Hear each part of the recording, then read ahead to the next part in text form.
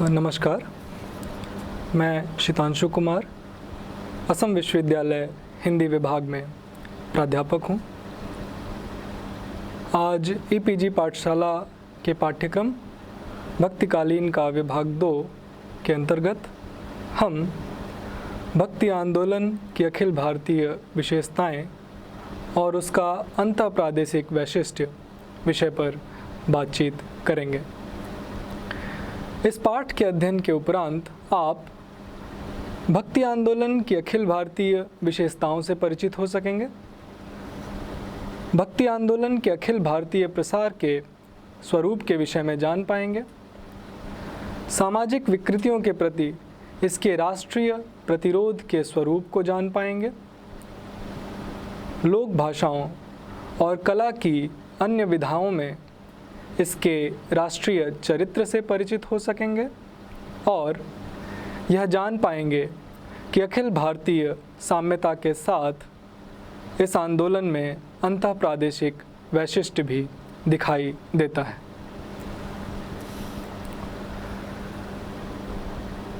पिछले 1000 वर्षों के इतिहास में जब भी एक राष्ट्र के रूप में समग्र भारत में कुछ सामान्य सांस्कृतिक तत्वों की खोज की जाएगी तो जितनी सामग्री हमें भक्ति आंदोलन से उपलब्ध होगी उतनी कहीं और से नहीं।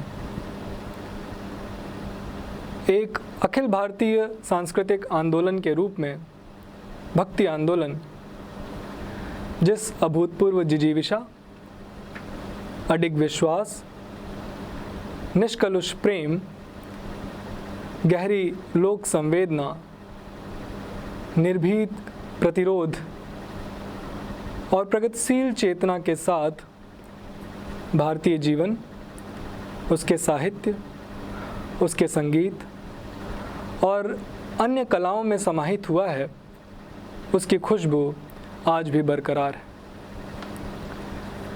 एक अखिल भारतीय आंदोलन के रूप में भक्ति आंदोलन के सामर्थ्य का सबसे बड़ा प्रमाण यह है कि इसके अवसान के इतने वर्षों बाद भी आज भी भारतीय जीवन के साथ इसकी एक डोर संयुक्त है, जुड़ी हुई है।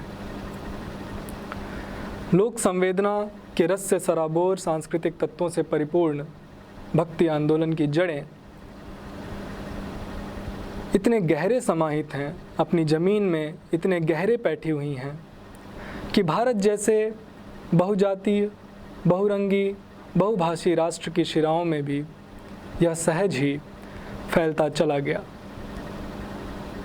देश के विभिन्न क्षेत्रों की स्थानीय भौगोलिक विशेषताओं और सामाजिक सांस्कृतिक मान्यताओं के बीच भी एक अभूतपूर्व निष्ठा के साथ इस आंदोलन ने जिस प्रगतिशील प्रतिरोधी चेतना और प्रेम की भावना का बीजारोपण किया है वह संस्कृतियों के इतिहास में विरल है। अपने उत्थान के इतने वर्षों बाद भी, अपने उत्थान के कई सौ वर्षों बाद भी कश्मीर से लेकर कन्याकुमारी तक और गुजरात से लेकर मणिपुर तक इस आंदोलन ने एक अभूतपूर्व प्रतिरोधी चेतना को जन्म दिया।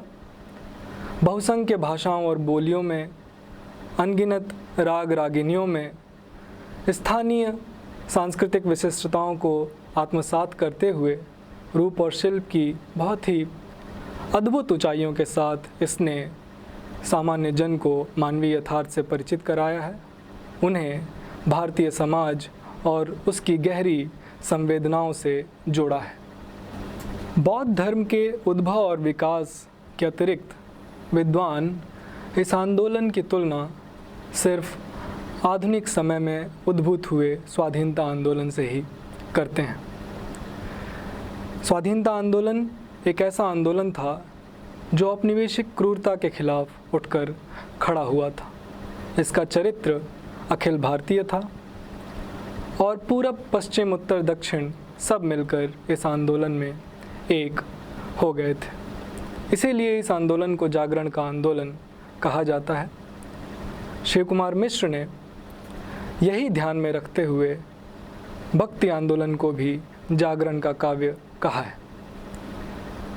शिव कुमार मिश्र कहते हैं कि इस आंदोलन में पहली बार राष्ट्र के विभिन्न भूभाग के निवासी और कोटि कोटि साधारण जन ही शिरकत नहीं करते, बल्कि समस्त राष्ट्र में इसकी ऊर्जा स्पंदित होती है। एक ऐसा जबरदस्त ज्वार उफनाता है कि पूरब, पश्चिम, उत्तर, दक्षिण सब मिलकर एक हो जाते हैं। सब एक दूसरे को प्रेरणा देते हैं और एक दूसरे से प्रेरणा लेते हैं, और इस तरह एक ऐसे विराट नद की सृष्टि करते हैं जिसमें अवगाहन कर देश के साधारण मनुष्य अपनी आध्यात्मिक तृषा बुझाते हैं और सदियों से तप्त अपनी छाती को शीतल करते हैं। भक्ति आंदोलन का विकास उस दौर में हुआ था जब व्यापारिक पूंजीवाद के प्रसार और सामंतवाद की पतनशीलता से न सिर्फ परंपरागत आर्थिक सामाजिक संरचनाएं हिल गई थीं, बल्कि लोगों की आस्थाएं और विश्वास भी डगमगा गए थे। जीवन और मानवता को देखने की, समझने की एक नई दृष्टि की दरकार थी, ज़रूरत थी। इन्हीं परिस्थितियों के बीच भक्ति आंदोलन अखिल भारतीय स्तर पर धार्मिक आवरण में क्रियाशील हुआ और लोगों को मुक्ति की आध्यात्मिक राह दिखाने लगा। यह आंदोलन शोषित पीड़ित मनुष्य को सकारात्मक आध्यात्मिक चेतना से संपन्न करने वाला एक प्रगतिशील आंदोलन था। वस्तुतः भक्तियुगीन आर्थिक सामाजिक परिस्थितियों को देखते हुए, राजनीतिक चेतना के स्तर को देखते हुए, ज्ञान के स्तर को देखते हुए यह आंदोलन धार्मिक आवरण में ही संभव था। धार्मिक आवरण के बगैर भक्ति आंदोलन की कल्पना नहीं की जा सकती। सत्ता परिवर्तन इस आंदोलन का लक्ष्य कभी नहीं रहा। सत्ता परिवर्तन की परिकल्पना भक्ति आंदोलन के प्रारंभिक दौर में कम से कम नहीं की जा सकती थी। इस आंदोलन का लक्ष्य था जो सामाजिक विकृतियां हैं, जो कुरूपताएं हैं, उन पर प्रहार करना। इस आंदोलन का लक्ष्य था देश के विभिन्न क्षेत्र के लोगों को, शोषित पीड़ित मनुष्यों को ईश्वर के समान एक घोषित करने का प्रयास करना, और लोगों को जिनकी आवाज़ अभी तक सुनी नहीं गई थी, जिन्हें साहित्य में अपने आप को अभिव्यक्त करने का मौका नहीं मिला था, जिनकी संवेदना हाशिए पर थी, उन लोगों को वाणी देने का प्रयास करना। हालांकि यह भी एक तथ्य है कि बाद के दिनों में भक्ति आंदोलन के कवियों ने राजनीतिक चेतना के स्तर को भी प्रभावित किया था। कई राजनेता ऐसे थे जिन्होंने भक्ति आंदोलन के कवियों से प्रेरणा ली थी। तो भक्ति आंदोलन के कवियों ने सभी ने अखिल भारतीय स्तर पर यही काम किया था। इस तरह इस पूरे आंदोलन की कुछ ऐसी विशेषताएं हैं जो इसके एक होने का प्रमाण देती हैं। के दामोदरन ने इन विशेषताओं का रेखांकन करते हुए लिखा है कि भक्ति आंदोलन ने देश के भिन्न भिन्न भागों में भिन्न भिन्न मात्राओं में तीव्रता और वेग ग्रहण किया। यह आंदोलन विभिन्न रूपों में प्रकट हुआ, किंतु कुछ मूलभूत सिद्धांत ऐसे थे जो समग्र रूप से पूरे आंदोलन पर लागू होते थे। पहले, धार्मिक विचारों के बावजूद जनता की एकता को स्वीकार करना। दूसरे, ईश्वर के सामने सबकी समानता। तीसरे, जाति प्रथा का विरोध। चौथे, यह विश्वास कि मनुष्य और ईश्वर के बीच तादात्म्य प्रत्येक मनुष्य के सद्गुणों पर निर्भर करता है, न कि उसकी ऊंची जाति अथवा धन संपत्ति पर। 5वें, इस विचार पर जोर कि भक्ति ही आराधना का उच्चतम स्वरूप है, और अंत में इन कर्मकांडों, मूर्ति पूजा, तीर्थाटनों और अपने को दी जाने वाली यंत्रणाओं की निंदा। भक्ति आंदोलन के उद्भव और उसके अखिल भारतीय प्रसार के बारे में अनेक तरह के सिद्धांत मिलते हैं। किसी विद्वान ने इसे इस्लाम के विरुद्ध प्रतिक्रिया के रूप में देखा है, जैसे कि आचार्य रामचंद्र शुक्ल, जिनका कहना है कि अपने पौरुष से हताश जाति के सामने भगवान के शरण में जाने के अतिरिक्त दूसरा मार्ग ही क्या था। तो किसी विद्वान ने यह माना है कि यह ईसाई धर्म के प्रभाव के कारण संभव हुआ। आचार्य हजारी प्रसाद द्विवेदी इसे भारतीय चिंताधारा के स्वाभाविक विकास के रूप में देखते हैं।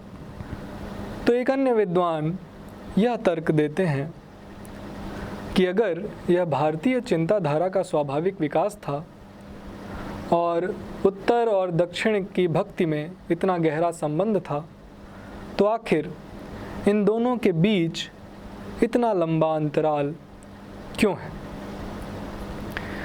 यहाँ इन भिन्न भिन्न निष्कर्षों की पड़ताल करने का अवकाश हमारे पास नहीं है, लेकिन इन निष्कर्षों के माध्यम से हम इतना ज़रूर समझ सकते हैं कि भक्ति आंदोलन के इस अखिल भारतीय विस्तार को, इस प्रसार को सरलीकृत नज़रिए से नहीं देखा जाना चाहिए। इसे एक रेखीय बनाकर समझने का प्रयास व्यर्थ होगा। इस सरलीकरण से अगर हम मुक्त हो जाएं, तो हम सहज ही यह समझ पाएंगे कि आखिर इतनी समानताओं के बाद विभिन्न स्थानों पर देश के विभिन्न क्षेत्रों में जो भक्ति फैली, उसकी इतनी अलग अलग विशिष्टताएं क्यों हैं। देश के विभिन्न भागों में फैली यह भक्ति पूर्णतः एक जैसी क्यों नहीं है। एकेश्वरवादी आंदोलन में ऐसा क्या है जो उसे वैष्णव धर्म से भिन्न बनाता है। राम भक्ति धारा और कृष्ण भक्ति धारा में क्या अलग अलग विशिष्टताएं हैं। सूफियों ने ऐसे किन तत्वों को आत्मसात किया जो उन्हें इतने अधिक समन्वयवादी कवियों के रूप में प्रतिष्ठित करता है। इसलिए भक्ति द्राविडूप जी लाए रामानंद, प्रगट करी कबीर ने सप्तदीप नौखंड जैसी पंक्तियों में भक्ति को, भक्ति आंदोलन को रिड्यूस करने से पहले हमारे लिए ज़रूरी है कि हम उन आर्थिक सामाजिक परिस्थितियों, उन निहितार्थों, कृषि, व्यापार और अन्य गूढ़ सामाजिक संरचनाओं को देखें जिसने दक्षिण में पहले ही फैली हुई भक्ति का प्रसार उत्तर भारत में संभव बनाया। इस दृष्टि से भक्ति आंदोलन का जो लोग मूल्यांकन करते हैं, जो लोग भक्ति आंदोलन की समीक्षा करते हैं, वह यह मानते हैं कि 12वीं 13वीं शताब्दी में नगरीकरण की प्रक्रिया के विस्तार के साथ भक्ति आंदोलन नगरों में फैला, जहाँ शिल्पियों, दस्तकारों, व्यापारियों इत्यादि ने इसके प्रसार प्रचार में महत्वपूर्ण भूमिका निभाई। और फिर धीरे धीरे यह आंदोलन किसानों के बीच भी फैलता चला गया। रोमिला थापर इसे समझाते हुए कहती हैं, खासतौर से एकेश्वरवादी धारा के संदर्भ में विचार करते हुए, कि इसमें शामिल संतों में से अनेक जन्म से शिल्पी वर्ग के थे अथवा वे साधारण कृषक परिवारों से आए थे। कुछ ब्राह्मण भी भक्ति आंदोलन में सम्मिलित हो गए, परंतु इनके अधिकांश अनुयायी छोटी जातियों के व्यक्ति थे और ऐतिहासिक दृष्टि से भक्ति आंदोलन को सर्वाधिक महत्वपूर्ण योग इस काल में कबीर और नानक ने दिया, जिन्होंने नगरों में नागरिक वर्ग और ग्रामों में ऐसे शिल्पियों की भावनाओं को अभिव्यक्त किया जो नगरों के संपर्क में थे। इस तरह कृषि उत्पादन में वृद्धि और शिल्प में प्रगति ने उस आर्थिक सामाजिक संरचना को जन्म दिया जिसने भक्ति आंदोलन के विकास को संभव बनाया और उन समुदायों को अपनी बात रखने का मौका दिया जिनकी आवाज़ अभी तक हाशिए पर थी। यही अखिल भारतीय स्तर पर भक्ति आंदोलन का चरित्र रहा है। भक्ति आंदोलन के दौर में काबिज संस्कृति सामंती संस्कृति थी, जो व्यापक स्तर पर क्रूरता की संस्कृति थी। यह मनुष्यों के बीच वर्गीय भेद और धार्मिक भेदभाव पैदा करने वाली संस्कृति थी। यह एक सामंती वर्ग, खाए पिए अघाए वर्ग के अय्याशी की संस्कृति थी, उनके दिखावे की संस्कृति थी। यह प्रतिक्रियावादी शक्तियों को बढ़ावा देने वाली संस्कृति थी। यह धार्मिक कटमुल्लों और रूढ़िवादियों को प्रश्रय देने वाली संस्कृति थी। और भक्ति आंदोलन ने यह दायित्व निभाया कि अखिल भारतीय स्तर पर इस किस्म की संस्कृति का प्रतिकार करे, इसका प्रतिरोध करे। अखिल भारतीय स्तर पर भक्ति आंदोलन का यही चरित्र रहा है। इसीलिए आप देखते हैं कि सामाजिक कुरीतियों, रूढ़ियों के प्रतिकार के मामले में भक्ति आंदोलन में एक अखिल भारतीय साम्य दिखाई देता है। भक्ति आंदोलन के ऊपर ऐतिहासिक रूप से यह दायित्व आ गया था कि वह इन सामाजिक कुरूपताओं पर प्रहार करे और इन्हें अस्वीकार करने की चेतना पैदा करे। जैसा कि पहले भी मैंने बताया कि अपने प्रारंभिक दौर में भक्ति आंदोलन के संदर्भ में यह परिकल्पना भी नहीं की जा सकती थी कि यह राजनीतिक प्रतिरोध को जन्म देगा। लेकिन भक्ति आंदोलन के संदर्भ में प्रारंभिक दौर से ही यह माना जा सकता है कि इसने लोगों के बीच उन आस्थाओं को पैदा किया जो समाज को आगे ले जाने के लिए महत्वपूर्ण थी। इसके कवियों ने अपने व्यक्तिगत आचरण से और अपनी वाणी से लोगों में आत्मविश्वास को जन्म दिया, लोगों में चेतना पैदा की और उन्हें यह सामर्थ्य दिया कि जो उन्हें ठीक नहीं लगता उसका अपने स्वर में प्रतिरोध कर सकें, जो उन्हें ठीक लगे उन्हें उसे स्पष्ट कहने का साहस भक्ति आंदोलन ने साधारण जन समुदाय को दिया। उत्तर भारत में जो कवि हुए जैसे कि नानक, कबीर, रैदास, दादू, ऐसे ही कई अन्य कवि हुए। इन कवियों को हमें इसी संदर्भ में देखना चाहिए। इन सभी कवियों ने असंतुष्ट समुदाय को स्वर देने का, वाणी देने का काम किया। यह कारण नहीं था कि इसमें से ज़्यादातर कवि तथाकथित नीची समझे जाने वाली जातियों से आते थे। इनमें से कई ऐसे संत कवि थे जो दर्जी, जुलाहा, तेली, नाई, चमार, बुनकर और अन्य छोटी व्यापारिक जातियों से आते थे। दक्षिण के मलयाली कवि तुंचत एलुत्तच्छन तेली जाति से थे और वेमन्ना एक साधारण किसान परिवार से। तो गरीब किसान हों, व्यापारी हों, शिल्पी हों, परंपरागत जो व्यवस्था चली आ रही थी उससे असंतुष्ट होने के कारण सभी के पास थे। कोई अपनी सामाजिक अवस्थिति से असंतुष्ट था, तो कोई सामंतवाद के कुचक्र से मुक्ति पाना चाहता था, कोई हिंदू मुस्लिम सांप्रदायिकता से परेशान था, तो कोई जातिवाद के शोषण से मुक्ति पाना चाहता था।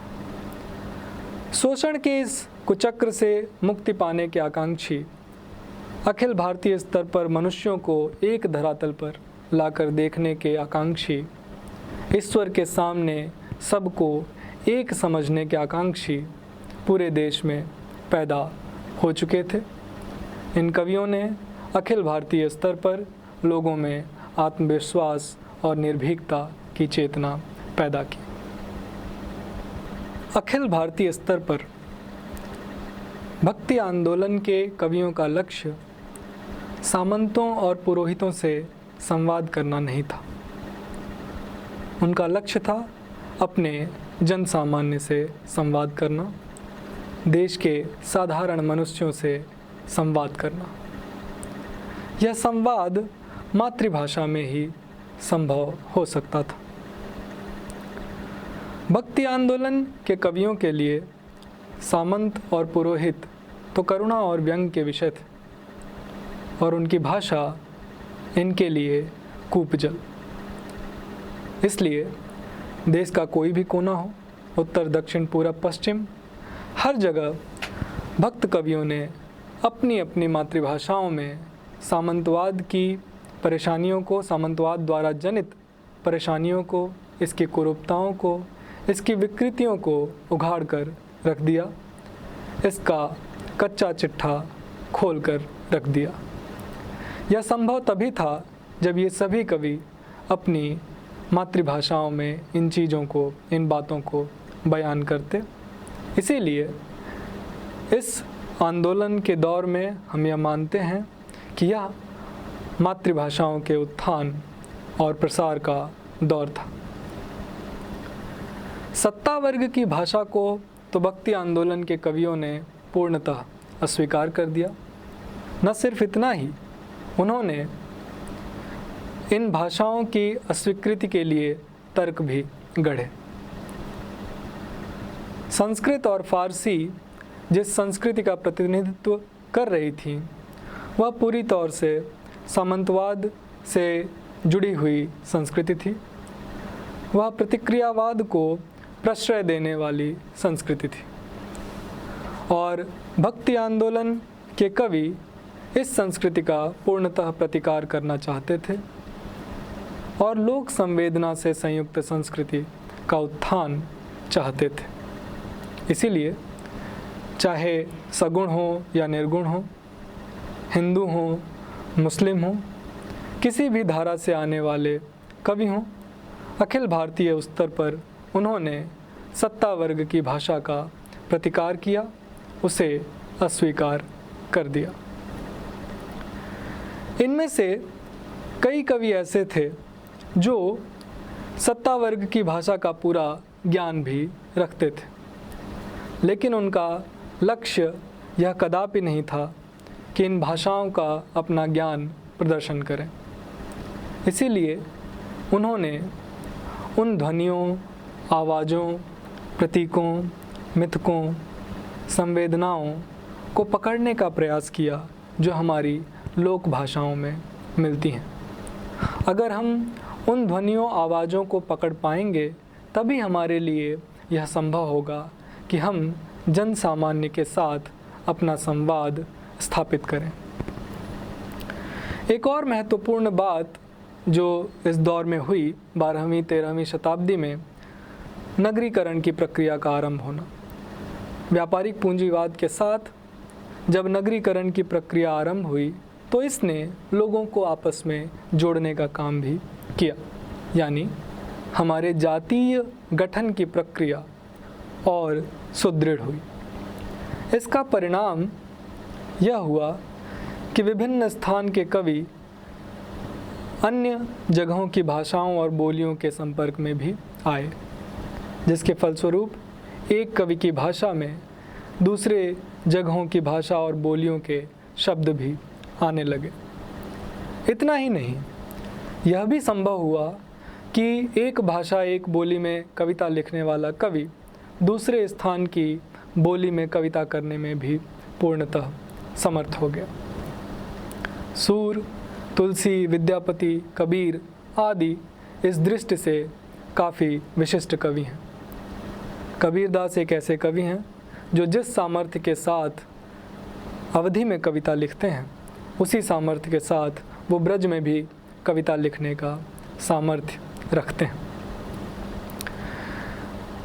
इस अखिल भारतीय संबंध का ही परिणाम था, इस जातीय गठन की प्रक्रिया का ही परिणाम था कि हम देखते हैं कि कबीर की कविता पाकिस्तान से लेकर असम तक, उत्तर पूर्व तक अपनाई जाती है।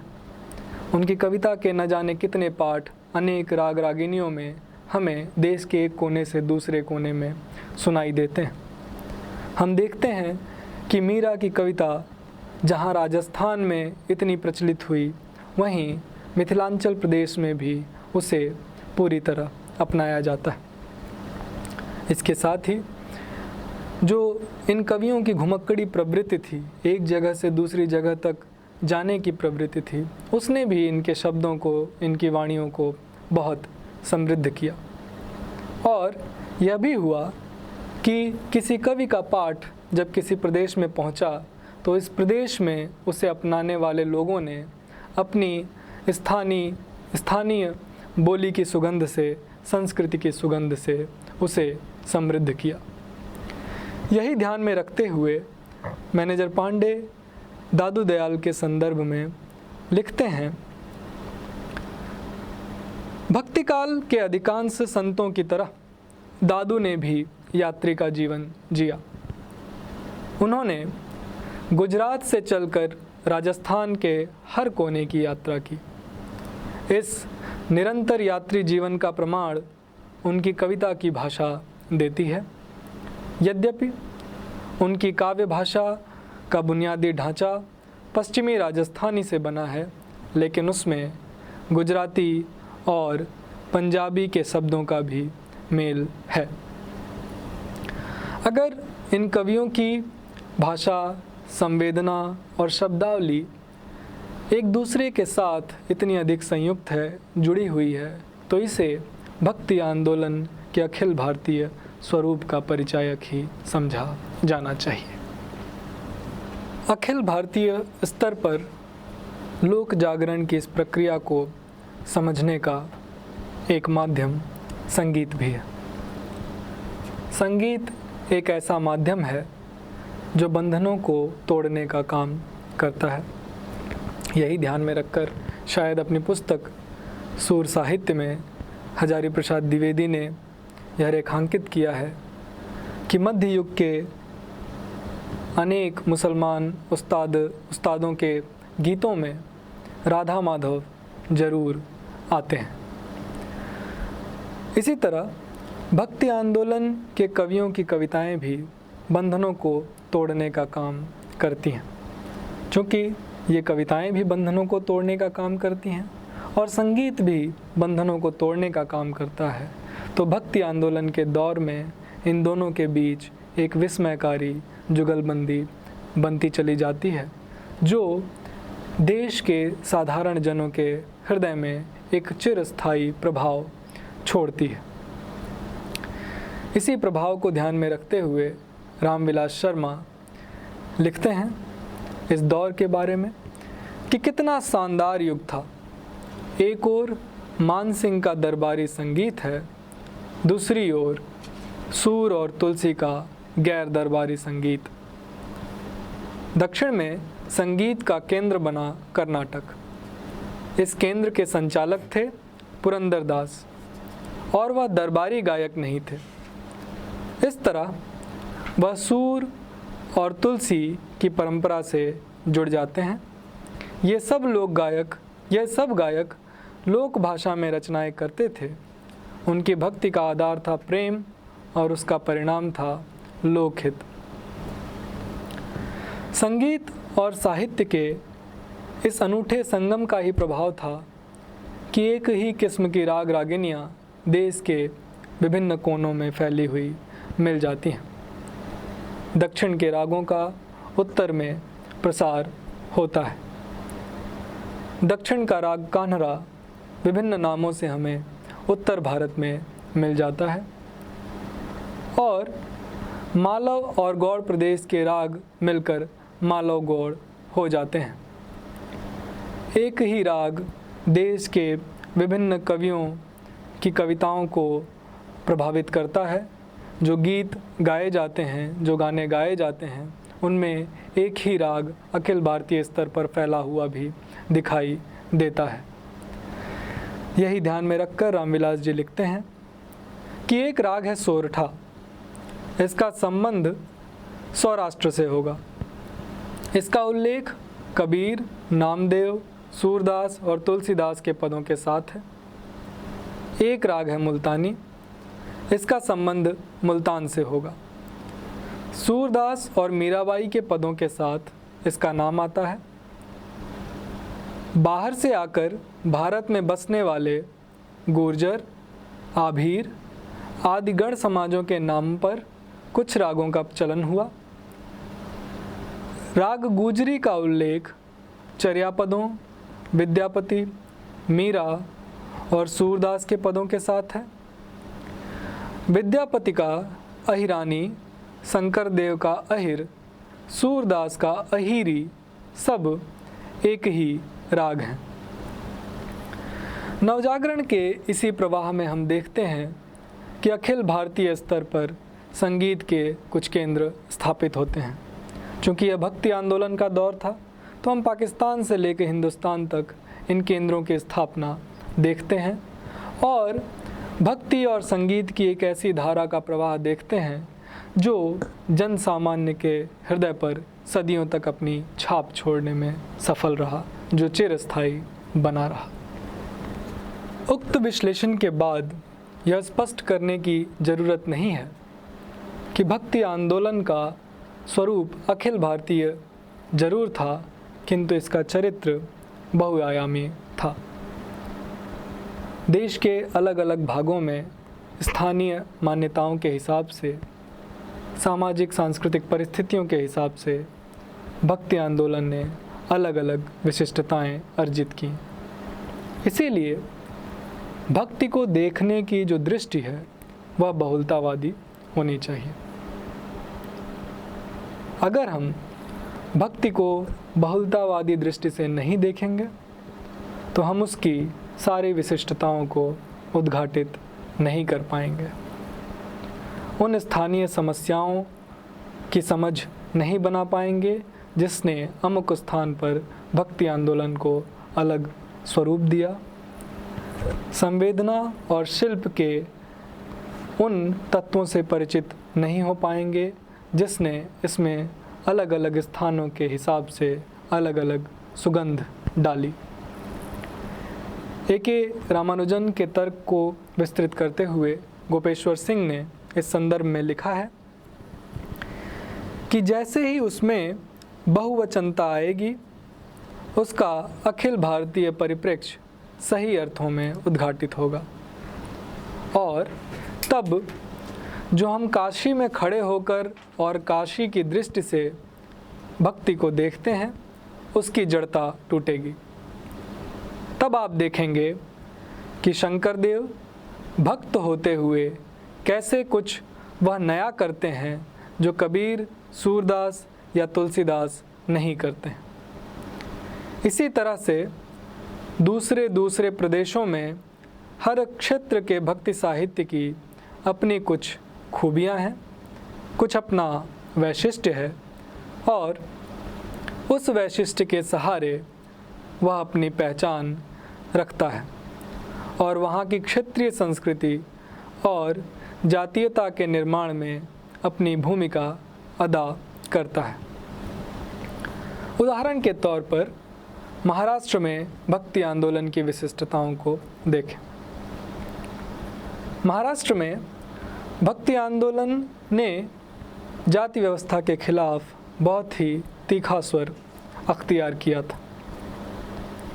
नामदेव और एकनाथ जैसे कवियों ने वर्ण व्यवस्था की कुरूपताओं को उघाड़ने का मार्ग प्रशस्त किया था। बाद में चलकर जो मराठी नवजागरण है, उस नवजागरण के दौर में हम जाति व्यवस्था के खिलाफ जो उत्थान देखते हैं महाराष्ट्र में, उसकी जड़ें इसी भक्ति आंदोलन के साथ गहरे जुड़ी हुई हैं। उत्तर भारत में कबीर और संत कवियों में, अन्य संत कवियों में हम जाति व्यवस्था के प्रतिकार का यह तीखा स्वर देखते हैं। लेकिन बाद में चलकर जैसे जैसे सगुण धारा का विकास होता जाता है और वह उत्तर भारत में फैलती जाती है, तो जाति व्यवस्था के खिलाफ इस तीखे स्वर की मात्रा कम होने लगती है। यही स्थिति महाराष्ट्र में लेकिन नहीं है। महाराष्ट्र में जो सगुण धारा है वह जाति व्यवस्था के खिलाफ काफ़ी हद तक मुखर दिखाई देती है। मुक्तिबोध ने इस संदर्भ में लिखा है कि महाराष्ट्र में कृष्ण की श्रृंगार भक्ति नहीं थी, न भ्रमर गीतों का जोर था। कृष्ण एक तारण करता देवता था जो अपने भक्तों का उद्धार करता था, चाहे वह किसी भी जाति का क्यों न हो। महाराष्ट्रीय सगुण कृष्ण भक्ति में श्रृंगार भावना और निर्गुण भक्ति, इन दोनों के बीच कोई संघर्ष नहीं था। बाद में चलकर राजनीतिक चेतना के रूप में भक्ति आंदोलन का जो विकास होता है, वह इसी चेतना का विस्तार था। हम देखते हैं कि शिवाजी के जो राजनीतिक अभियान होते हैं, उसमें तुकाराम की कविताओं की, उनकी संवेदनाओं की महत्वपूर्ण भूमिका रही है। यही प्रतिरोधी चेतना है कि आज का भी दलित आंदोलन जो है, वह बार बार भक्ति आंदोलन के कवियों की ओर मुड़कर देखता रहता है और देश के विभिन्न भागों में जो भक्ति आंदोलन पल्लवित हो रहे हैं, वो महाराष्ट्र के दलित आंदोलन की ओर बार बार मुड़कर देखते रहते हैं। इसी तरह हम पंजाब के एकेश्वरवादी आंदोलन को भी देख सकते हैं। पंजाब में एकेश्वरवादी आंदोलन एक विशिष्ट रूप ग्रहण करता दिखाई देता है और लंबे समय तक अपने आप को कायम रखने में वह समर्थ भी रहता है। पंजाब के एकेश्वरवादी आंदोलन को समझने का एक महत्वपूर्ण तरीका यह है कि हम गुरु ग्रंथ साहब के संकलन को देखें। गुरु अर्जुन देव ने जो संकलन किया गुरु ग्रंथ साहब का, उसमें नानक के अनुयायियों के अतिरिक्त कबीर और रैदास जैसे कवि तो सम्मिलित किए गए, लेकिन जो परंपरित भक्ति रचनाएं थीं वे अस्वीकार कर दी गईं। उत्तर भारत में सगुण धारा, कृष्ण भक्ति धारा और राम भक्ति धारा ने अपना पैर तो फैला लिया, लेकिन पंजाब में वे उस तरीके से अपना पैर फैलाने में असमर्थ ही रहीं। पंजाब में आज भी सिख धर्म का बहुत ही महत्वपूर्ण स्थान है, आज भी उसी का बोलबाला है। इसी तरह हम कर्नाटक में जो वीर शैव मत और लिंगायतों के विस्तार को भी देख सकते हैं। इन्होंने शिव को अपना आराध्य बनाया, जो बिल्कुल ही अलग किस्म की एक भक्ति थी, जो बाकी देश से इन्हें अलग धरातल पर स्थापित करती है। जो इसके महत्वपूर्ण हस्ताक्षर हैं वासवर्णा, वो इस आवरण के बाद भी रूढ़ियों और कुरूपताओं के खिलाफ जमकर संघर्ष करते दिखाई देते हैं अपनी कविताओं के माध्यम से। राजस्थान में हम देखते हैं कि मीरा सामंतवाद पर जमकर प्रहार करती हैं और स्त्रियों के ऊपर कुलकानी की जो मर्यादा थोप दी गई थी उसे वो तोड़ते हुए दिखाई देती हैं। उत्तर पूर्व में शंकर की कविताएं कृष्ण भक्ति आवरण में जरूर पल्लवित होती हैं, लेकिन इसके साथ ही हम उन्हें प्रारंभिक संत कवियों की चेतना से लैस भी देखते हैं। यही सब ध्यान में रखते हुए मैनेजर पांडे ने यह रेखांकित किया है कि भारतीय समाज के इतिहास, उसकी सांस्कृतिक प्रक्रिया और उसके भीतर उठे भक्ति आंदोलन से कबीर, जायसी, सूर, तुलसी और मीरा का संबंध एक जैसा नहीं है। इसलिए सामाजिक अंतर्विरोधों और भावात्मक वैचारिक द्वंद्वों के बारे में उनकी चिंताओं में भी अंतर है। इसका यह तात्पर्य नहीं लगाया जाना चाहिए कि भक्ति आंदोलन में कोई एकता नहीं है। भक्ति आंदोलन अखिल भारतीय स्तर पर एकीकरण के अनेक तत्वों को समेटे हुए है। यह एक ऐसा आंदोलन था जो एकीकरण के तत्वों को समेटे हुए भी है और स्थानीय रंगत, स्थानीय विशिष्टताओं से भी ओतप्रोत है। यही ध्यान में रखते हुए मैनेजर पांडे ने रेखांकित किया है कि अगर कबीर के काव्य में जयदेव, नामदेव और गोरखनाथ का आदर के साथ स्मरण है, तो जायसी के अखरावट में कबीर की प्रेम साधना के महत्व की पहचान भी है। मीरा की कविता में भक्ति आंदोलन की एकता का बोध दूसरों से अधिक व्यापक है।